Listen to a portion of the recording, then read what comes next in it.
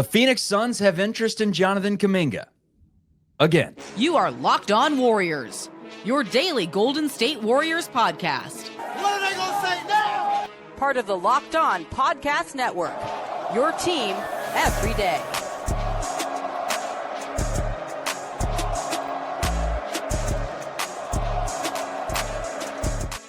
What's the good word, everyone? Welcome to Locked On Warriors, part of the Locked On Podcast Network, your team every day. Thanks for making us your first listen of every day. Very much appreciate it. You can catch the show Monday through Friday on YouTube, wherever you get your audio podcast. Just search Locked On Warriors and find me on social media at CharlieWalter22 on Instagram, at It's Charlie Walter on TikTok, and Charlie Walter TV on Twitter. So, yes, my name is Charlie Walter, the host of the show, formerly on 95.7 The Game. That's the flagship of the Golden State Warriors. Also cover the team on TV for CBS News Bay Area. Evan Giddings, a weekly guest. He joins me on the program today. You can hear him at 95.7 The Game right now on Warriors Post. Also on the call for the St. Mary's Gales men's basketball team on the radio. Today's episode is brought to you by Game Time. Download the Game Time app, create an account, use code LOCKEDONNBA for $20 off your first purchase.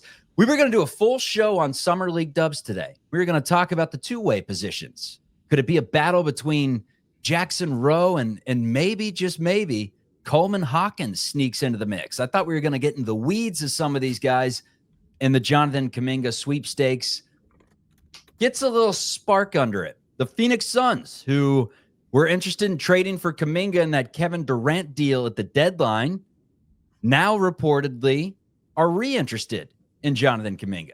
We'll get into all this on today's show. First of all, what's up, Ev? How we doing, man? The offseason never disappoints, although this one is disappointing quite a bit.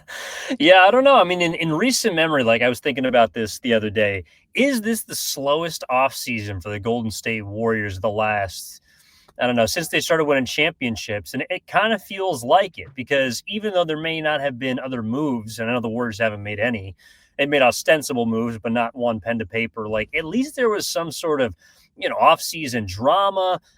Clay was partying in China.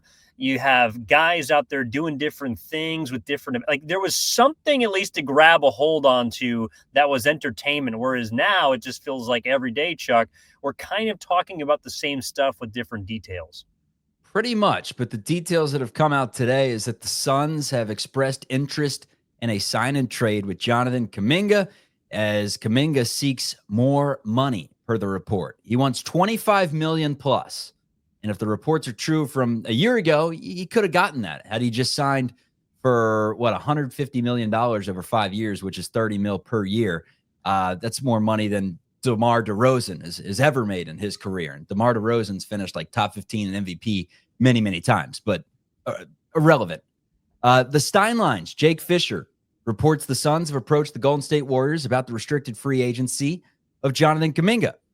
If the Suns covet Kuminga, it would likely take a third team to get a deal done in order for the Warriors to get the assets that they want in return. Those assets are a young player and then first-round talent. The Suns don't have a ton of either to really give the Warriors that we think they would potentially offer the Warriors. I'm looking at names like Royce O'Neal, who's $10 million. Mark Williams, who's $6 million. Nick Richards, who's $5 million. And then a potential wild card, Dylan Brooks, who's $21 million. I just wanted to get a stir out of you with that one. You know what? Honestly, of those guys, I would take Dylan Brooks on this team. He's the best player that they got, which is why the Suns are so not giving him up. Like, I think that the Suns now have some draft capital that they could offer the Warriors, but the young player, like this is the thing. The Warriors have set a price that no team in the league has any incentive to offer. Like, everyone knows that Jonathan Kuminga is either going back to Golden State or he is going to be a low purchase on the trade market. And so why the hell would they give up a promising young player and a first-round pick? I think that's why the Suns are interested. Like, if you go back to the Kevin Durant deal, Kuminga would have been going to Phoenix if KD had greenlit the deal in February. So, of course, they still have interest in him. But the hurdles that they'd have to jump through to make something happen to me don't really make this feasible, unless the Warriors would be willing to take on, like you said, a Royce O'Neal and a Nick Richards. Like, I'm starting to get to the point, Chuck, and I'll throw this at you. Do you think that if the deals that are quote unquote under the table, like handshake and done, Horford and Melton, if we can assume that they're going to be Warriors, and then you add Royce O'Neal and Nick Richards, is that enough for you, considering Kuminga's a player that you might trade down the line anyways? Like, you just want to get rid of him and be done with it? No, because I said this on a show the other day. I said, if you buy an $150 stock and it plummets down to $5, at that point, I'm just sitting on the stock and waiting for it to go to zero, the company to go bankrupt, or for some news to come out. In this case, a season to come about, and he plays well in the first 25, 30 games or whatever and sparks some interest. I mean, towards the end of the year, it was bad, right? The DNPs were bad. Take away the playoff stretch for most of the season. I mean, it was okay. There were the peaks and valleys, but there were moments there where it felt like the Warriors were going to let Jonathan Kuminga run. Then he got hurt. And then they bring in Jimmy Butler, and Butler plays the same position, and you're winning a ton of games. So if it's not broken, you don't fix it, all these different things. I do think there's somewhat of a media circus surrounding Jonathan Kuminga that makes this situation a lot worse than it actually is. You could tell me I'm wrong here, but I do think that, you know, when the stock plummets, you don't sell it at its lowest. And Nick Richards and Royce O'Neal, that's its lowest. If you added in a third team and got a first round pick out of it, then maybe we're talking to that degree. Someone actually commented when I made that comparison, the $150 stock down to $5. They said, you should have sold the stock at 90, you idiots. And yes, hindsight's always 20/20. But that's my stance on the whole thing. I don't know enough about Royce O'Neal to say whether he would be a very welcomed addition, but I do know a ton about Nick Richards. And what I know about Nick Richards is he's all right. He's a big body. Yeah, I mean, I think I'm not there yet either. But it's funny. So your comment is saying you should have done it a while ago. That is something that's becoming apparently clear, like evidently clear, I think, to everybody. The Warriors absolutely should have traded Jonathan Kuminga already, because you're at the point now where it doesn't look like he wants to be here. And that's my biggest fear, is going into this season, Chuck, with a player on the roster that you might have to rely on at some point because you got older guys on your team. He doesn't want to be out there, and he doesn't want to be featured for Golden State the way they want to feature him. And so to me, it's like two parties that are trying to figure out how to get the most out of one another right now. If Kuminga really did indeed turn down 5 for 150, a lot of people are going to look at that and say that's stupid, that's malpractice. I would also look at it and say it means that he's trying to find a way out. And the way that he can do that now is to just pick up his qualifying offer. That's why I wouldn't put that out of the realm of possibility, because I seriously think that he wants his own team. He wants his own opportunity, and he doesn't think that he's going to get that in Golden State. So, you know, to turn down that much money and now look at it and say, I want 25, that's not just taking a pay cut. That's saying I'm not willing to meet you at a number that is going to keep me here long term. That means I want to go. And that's where I think the Warriors have to come to a realization that no matter if they want to use him as a trade chip, if they would like him as a player this season, this player wants to get off of your team, and you're going to have to find a way to do that one way or another. Yeah, and if you get the $25 million from Phoenix, that puts you at about 12 and a half that you can bring back. You look at salaries. If you're not getting anyone else involved, you're talking Mark Williams at $6 million, Nick Richards at $5 million, Royce O'Neal, we've said that name, at $10 million. But let's say, you know, it was Richards and Mark Williams. That would make a lot of Warriors fans happy. You'd add in some size. And I do like Mark Williams. Granted, he failed a physical, and there are some questions there. As a player alone, I do like Mark Williams. Nick Richards has a lot of flaws to his game. He's incredibly bouncy for 6'11", a legit 7 feet. The Jamaican Jammer, as we used to call him back at his days at Kentucky, got a lot better over his years as a Wildcat, actually added a shot to his game, always had a nice baby hook. There was just something about and I mean this in the nicest way possible, he's a great human being.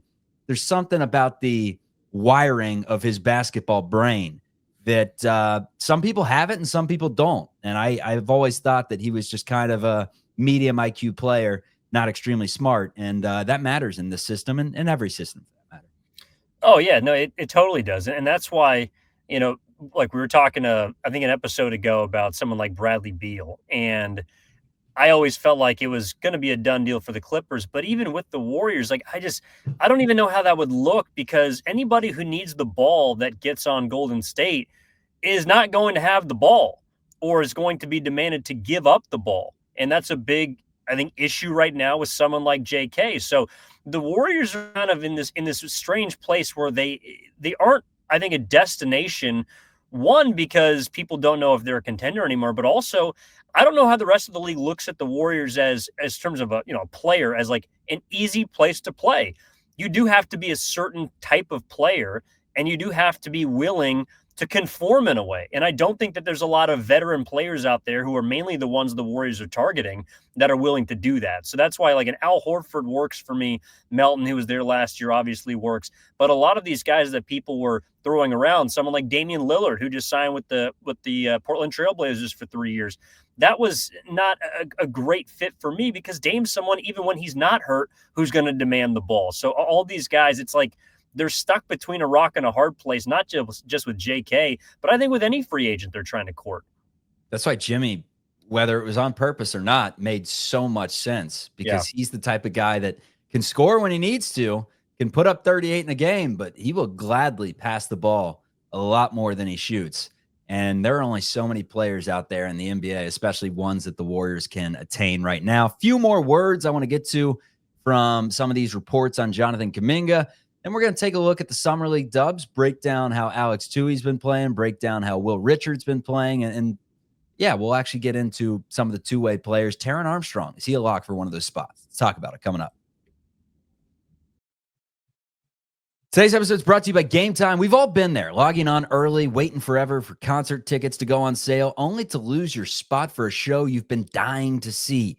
Live music should be about making memories, not dealing with the stress of ticket shopping. That's where Game Time comes in. Game Time makes getting concert tickets faster and easier than ever. Prices actually drop as it gets closer to showtime, and you can save up to 60% off with their killer last-minute deals. Tired of endlessly scrolling to find the best deal? Game Time Zone Deals. Pick the best seats in your section for you. You get panoramic seat views, and with Game Time, the price you see is what you pay. No hidden fees, and a Game Time guarantee that has your back with protection and more. Take the guesswork out of buying concert, show, and sports tickets with Game Time. Download the Game Time app, create an account, use code LOCKEDONNBA for $20 off your first purchase. Terms apply. Again, create an account, redeem code LOCKEDONNBA for $20 off. Download the Game Time app today. Last minute tickets, lowest prices, guaranteed. All right, so a few more words I want to get to from the Stein lines. Actually, Marc Stein reported this one on Thursday, that Kuminga and his agent looking for a contract. They either want a long-term or short-term deal, but they want at least $25 million per season. Kuminga is also opening to exploring other teams via sign and trade. We knew that one. According to Stein, the Warriors have expressed reluctance to hand Kuminga a long-term contract at his asking price. He also was hopeful that Golden State would work out a sign and trade deal with the Chicago Bulls, who are still working things out with their own restricted free agent, Josh Giddey. According to Stein, the Suns don't possess the draft capital or the players that Golden State would seek in a Kuminga sign and trade. So it's either a no-go or you'd have to get multiple teams involved. We talked about some of those players that the Warriors could get in return, and would there be serious interest? Who knows? A Zach Lowe article that I wanted to get to.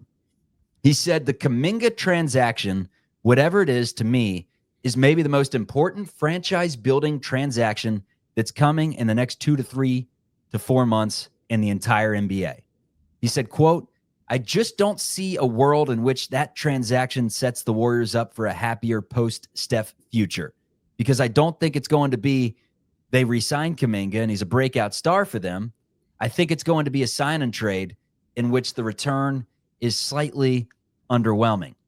Yes, Royce O'Neal and Nick Richards would be slightly underwhelming. What are your thoughts on some of those comments that you hear?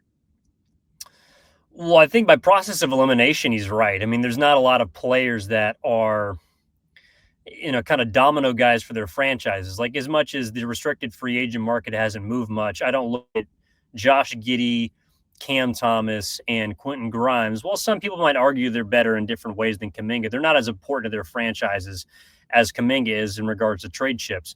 So he's right. Like, the Warriors have one final opportunity to turn Kuminga either into a future piece of their franchise by signing him and trying to appease him, or trading him. And I think Zach is telling you, just reading the tea leaves, like, his market is not that high. Like, what people think that Kuminga could be, should be, would be, will be, that's not what the rest of the league thinks right now. And there's no incentive for them to give up anything. So if the Warriors decide to sell, which I think they inevitably will, whether it's this summer or at the deadline, it's going to be for something that we're going to say, wow, are you kidding me?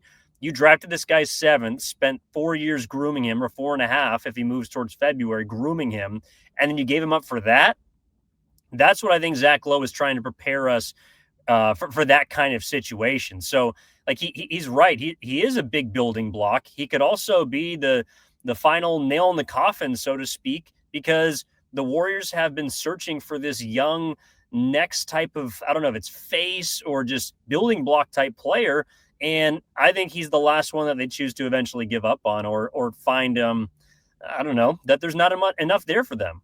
This is a lesson in every aspect of life, though, man. That people hang on to something, like relationships. You hear it all the time, where they just hang on for, all the memories that they've built in the past, or I've spent 15 years with this person. Like, why would I leave now? Whatever.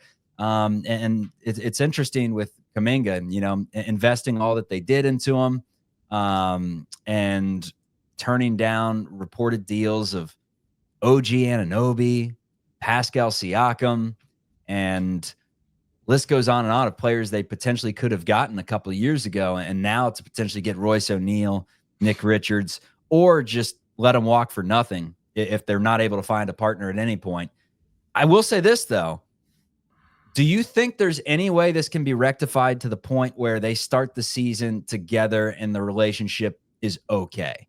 Because all we're hearing as of right now are reports and speculations and this and that. Kuminga actually hasn't said really anything aside from the fact that I do want to be featured. That's really all he said. Whether it's a backhanded jab at the Warriors or not, that's it.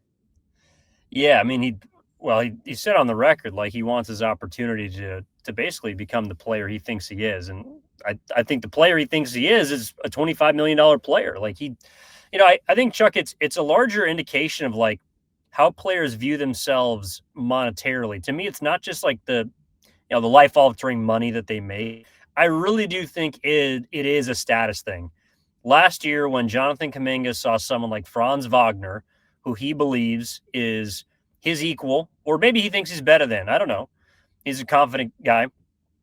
He thinks that he's a $200 million player, and the Warriors tell him that he's not. And in his mind, again, it's like he sees Devin Booker get paid $71 million per year this offseason. He probably thinks he's is he a half of Devin Booker? He might think so. That means in his mind, he's worth $35 million or $25 million. Like, to me, the way that these players are thinking about themselves as dollar signs, it's less about just the income that they're about to receive as it is, what kind of player do I think that I am? And clearly across the league, teams, I don't think, see Kuminga right now as a $25 or $30 million player, and he does. And that's where I'm wondering if he does come back to the team, to answer your question, is he still going to view himself as that max salary player? Because I think that in that situation, there's inevitably going to be trouble. There's inevitably going to be reports or leaks from his agent, or maybe him talking about how there's frustration brewing and he's not happy with his role because when everyone's healthy, it's probably going to be as a sixth man. So I think it could work for a time, but at the end of the day, if he doesn't change how he views himself, I don't understand how his future with the Warriors is going to suddenly get better and some magic potion's going to be spilt on Chase Center and Kuminga is all of a sudden going to be happy with not being a featured player like he wants to be. The thing is, there's so many ways to be just effective and worth $25 million in basketball other than scoring it. And we know Kuminga has the capability to get 30. He came off the bench against the Wolves, rested, not fresh by any means, no reps under him in like weeks. And he comes out and he puts up 35 or whatever it was with ease. We know he can do that. The question would be, if they give him 32 minutes a game off the bench or 28 minutes per game next season, and they start the season that way with the words that Steve Kerr said coming to fruition, where he's like, we're going to give Jimmy, Draymond, and Steph serious run together to begin next season, whether it's as a sixth man or not. What is there to be angry about at that point? You've already been offered $150 million over 5 years. You turned it down. Steph Curry is one of the greatest basketball players in the world. Jimmy Butler is flat out better than you, and that's not a jab at Jonathan Kuminga. It's just a fact as of right now. So what's the issue with going out there and doing what the team wants you to do? Seriously. I mean, you could still be a $25 million player scoring at 14 a game, grabbing 8 rebounds and playing really solid defense and using your God-given abilities to help the team win. And I think that that's lost in all this. It's like he's got to be someone that, goes out and carries the load and is the team's leading scorer and all this. That day can come. He's 22. Yeah, I mean, you want to preach patience, and I think that his skill is scoring. Like, you could say that he could be a great defender. He has the tools to be a great rebounder, passer. Like, his skill is scoring. That's what he does. So I think that's what he sees as his path to getting paid or becoming great. But I could also see Kuminga being like, hey, I was the guy who led us in scoring in the Western Conference semifinals. Like, I was on the floor with Jimmy Butler and still averaged 24 on 56, 40, and 75% shooting splits. Like, with all due respect, yes, Jimmy Butler is a quote-unquote better player than me in his career, but I think that I could still outplay him. Like, I think that's the kind of confidence that he has, and it might seem irrational to some people, but I think that's the way that he seems to me that that's how just ambitious he is. And so that's the mindset we want him to have. I mean, is it? I mean, you want him to think he's the best player on the floor. You just don't want him to stop the ball and, be ISO and think you're bigger than the team, anything like that. But in terms of confidence, absolutely. You want him to think that, he could play with anyone. Yeah, but that's the thing is his idea of being the best player on the floor. It's being the guy. Yes, being the guy. And the thing is, ball. He can use Steph's gravity to score off the ball and to, use cuts like he did in the playoffs when Jimmy Butler would find him on a back cut. We haven't seen that, though, to this enough. point. Yeah, we haven't seen enough. We've seen ISO, give JK the ball, and he's going to go to work that way. And right now, when it's Steph Curry and Jimmy Butler's team, that's just not the way that the Warriors are going to get it done. And yeah, and that's where I see friction, I guess, is my point is, it's going to work for some time. I do think that Steve Kerr is going to be willing to experiment a bit. They have to. Well, yeah, they're going to have to. But the moment the team starts to dip in an inevitable roller coaster ride of a season, I just feel like he's going to lose faith in Kuminga, and Kuminga is going to be back in the doghouse, and we're going to be right back to square one. So that's the inevitable situation that I think the Warriors and Kuminga, for that matter, are looking to avoid by splitting at some point. And so, and I really don't know if it's a mendable relationship between the two sides, just because I think as long as Steve Kerr is there, to be honest, it's not a relationship that can be mended. The question is, to your point earlier, Chuck, if Kuminga is someone that can have the foresight and the patience to say, if I play my role, or if I just buy in for a year or two, then when I'm 25, it's going to be my world. It's going to be my kingdom. But it sounds like he wants it now. And that's where, again, I think friction is imminent. All right, we'll continue this conversation coming up, getting into the Summer League dubs, a little breakdown of some of the players that have showcased themselves and done well. That's coming up.